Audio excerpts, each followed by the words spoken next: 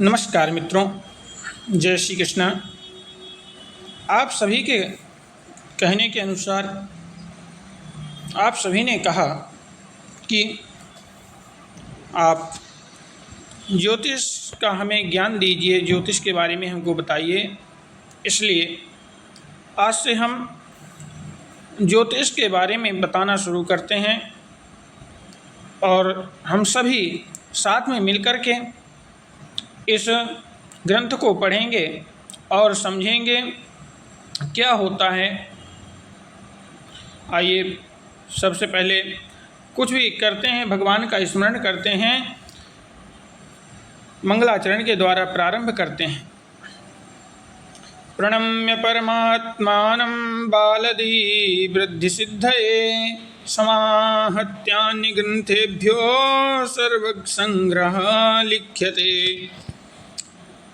लेखक कहते हैं कि मैं भगवान को प्रणाम करके बालधी वृद्धये, बालकों की धी यानी बुद्धि की वृद्धि के लिए, बुद्धि को वृद्धि के लिए, सबके ज्ञान को बढ़ाने के लिए इस ग्रंथ को लिखता हूँ। यहाँ पर लेखक ने 12 प्रकार के महीनों का यहाँ पर लिखा हुआ है, जो हिंदी मास कहे जाते हैं। चैत्र, बैसाख, ज्येष्ठ, आषाढ़, श्रावण, भाद्रों, आश्विन, कार्तिक, मार्गशीर्ष, पौष, माघ, फाल्गुन। अब आपने सुना होगा कि अक्सर लोग चैत्र को मधु कह देते हैं।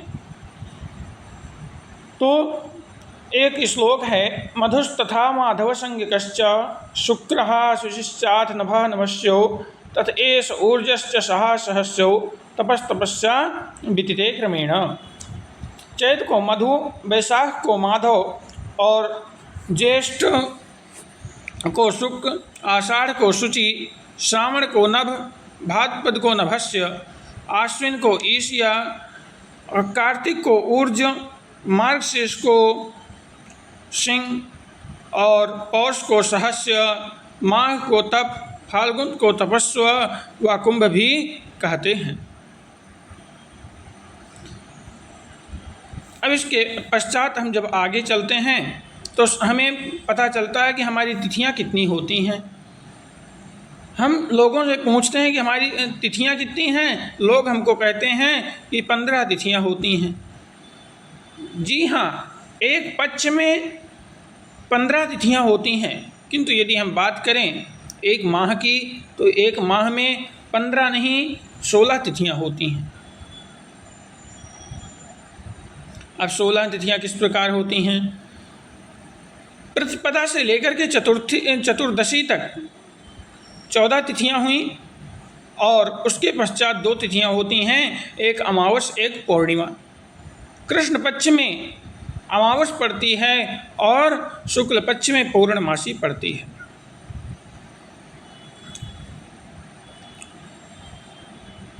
अभी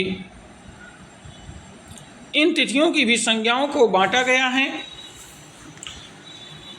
जब 1, 6, 11 यानी कि परिवा, ये परिवा, छठ, एकादशी, नंदा ये तिथि हैं। द्विज, सातें, द्वादशी ये भद्रा तिथि हैं। 3, 8, 13 त्रयोदशी तिथि में जाया तिथि है और चौथ, नौमी